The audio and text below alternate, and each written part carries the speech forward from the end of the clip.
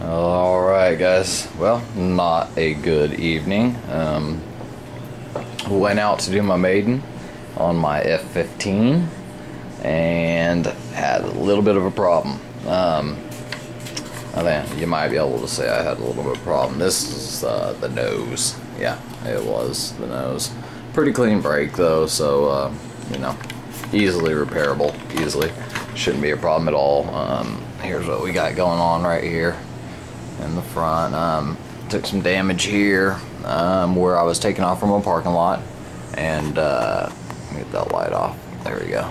Taking off from a parking lot, and long parking lot too. Had her full throttle for a while.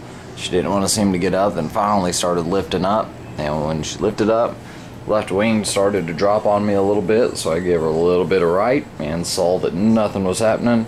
Ailerons were not moving at all, and I'd just done my pre-flight test, not even 30 seconds prior to that. The ailerons were working great. Everything was working great, so I wasn't too worried about it. Came in, started to lift off, so it was decision time there on that one. So it was either take it up. Now, no rudder on this at all. Just only thing rudder's used for is the front steering. So, you know, if I would have had rudder, I think I probably would have gone on and lifted her up and tried to control her and bring her back down with just elevator and rudder.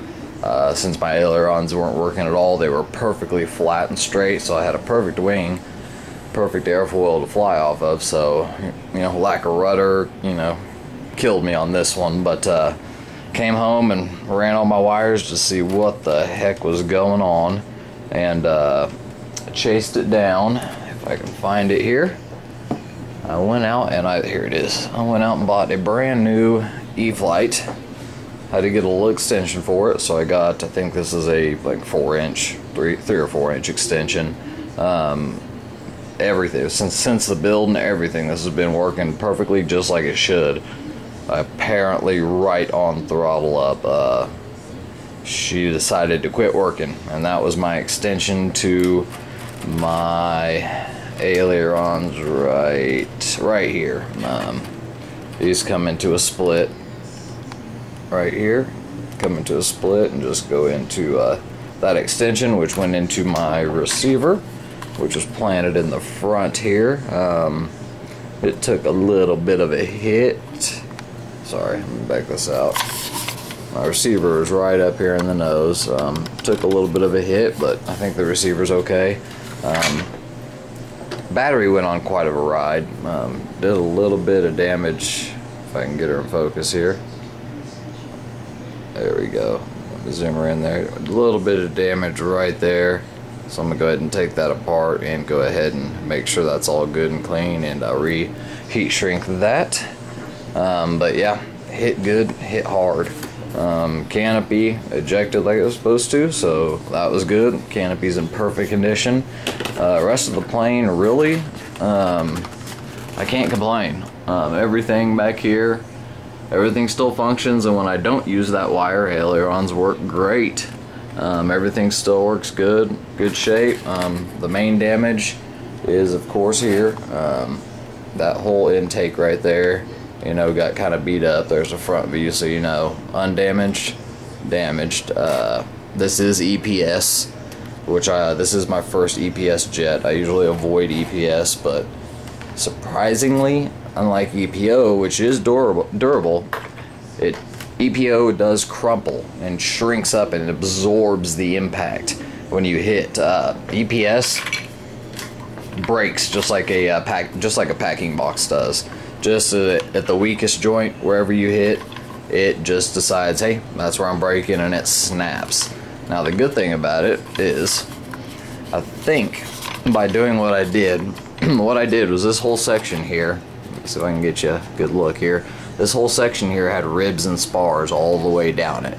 What I did was I cut and removed all those ribs and spars, because this plane is actually made for a not this particular one, but a 11.1 volt 1300 milliamp battery. But everybody out there, on most of the stuff I read, is running the 2200s, so I just made sure I had a good 2200 This one actually is running an 80C burst, 40C continuous, so I knew I'd have the power with it, and it had the power, but I think the fan was just a little off balance. And unfortunately, since I bought the ARF kit, the fan, I don't even think we can get a good look at it. We'll try. The fan in there, if I can get past that little area, the fan in there is, the tabs are right there on the side and they actually go into the fuselage. So there's absolutely no way for me to get that fan out without just cracking the whole fuselage open. But the good thing about it, I mean, not that there's anything good about it, but because of the type of brake it was, it'll go back together good. I shouldn't have any problems with it. And with some miracle stuff I got here, normally I use, normally you guys have heard me talk about these before, these micro balloons. That's what I normally would use, but you know, you kind of got to mix these with epoxy. Yeah, you do a lot of micro balloons to a little bit of epoxy, and it gives you a nice putty, kind of like, you know, Bondo or whatever. But I had this. They had this back in the, you know, long time ago, back when I was flying the nitros. It was the balsa colored kind, and I didn't even know they made it for foam. Now it's a Hobbico, and if you're working with EPO, EPS, any type of foam RC planes, I cannot recommend you go out and get a tub of this stuff. It's cheap, but $4.99. And let me open it up here for you and show you. I've used it. I had to use it on my F4F when it took a tumble, and this stuff is just amazing what you can do with it. And I'll have to do a video showing you my F4F. Put a huge gouge into the wing, probably about that deep into the leading edge of the wing, and use this stuff. Use it just like you're supposed to. Painted it up. You cannot even tell anything happened. This is all it is. The light here. This is all it is right here. It's kind of mushy right now. It's dry, but it's mushy. Now a lot of people just add water in here. You just add a little bit of water. I like to scoop mine out with a spoon, put it in a separate bowl, and use the water that way. But then you just mix it up, stir it up, mix it up, you know, all that kind of stuff, and turns into a foam filler basically. So after you get everything put back together the way you want it, you go through and you just, all these little areas like this, you know, if you straighten it out the best you can, get it epoxied back in, you sand it out a little bit, put that stuff on, let it dry. It sands very easy, comes off, and it's like a Bondo. It's smooth.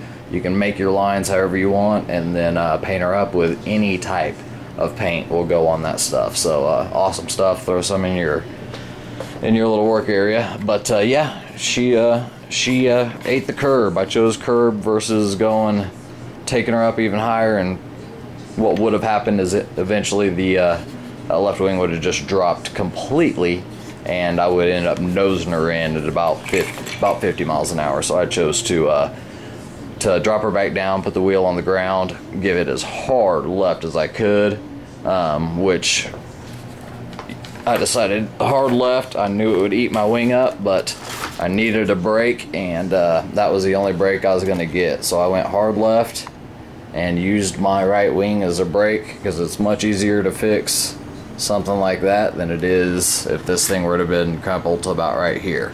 So pretty clean brake. Shouldn't be too hard of a fix. I could probably get her done tonight if I decide I want to work on it, but not sure yet. It was hot out there, so we'll see. But yeah, another fun night of flying, guys. And if you ever wanted to know what an F-15 looks like with the cockpit gone, oh, that's it right there. So I'll get her fixed.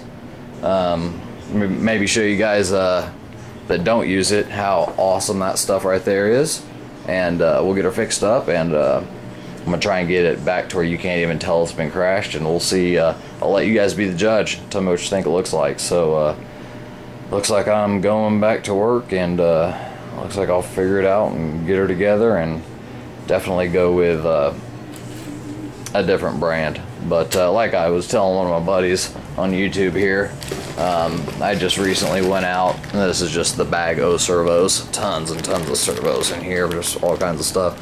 But the white and black there, white, red and black wire there, there's actually about 15 feet of that wrapped up in there, and that is just regular old servo wire I got from my hobby shop. He sells it, and what I decided I'm going to do now is just everything that I use, don't use, whatever. I'm just going to start chopping the connectors off, gutting everything, and you can get the little, well, if you can see it here, yeah, let me get it here. You can get those little bitty golden prongs there. You can get those at any hobby shop, tons of them, dirt cheap. And I am just going to start making my own extensions, making my own servo wires. That's what I did on my J10 and never had a problem with the wire, so I'm going to go back to doing that. I'm not going to buy any more out of the package because I've had some bad luck with them. But that's where we're at. I'll give you an update when she starts to get fixed. And sounds like my second J10, from what I checked my email, should be here to well, actually Monday, first business day of the week, so it should be here Monday ready to go, and I'll start doing the build on that. That one shouldn't take me long. I've built 2 of those already, and I can build those with my eyes closed, so that one should be going together pretty quick. So stay tuned, guys. Thanks.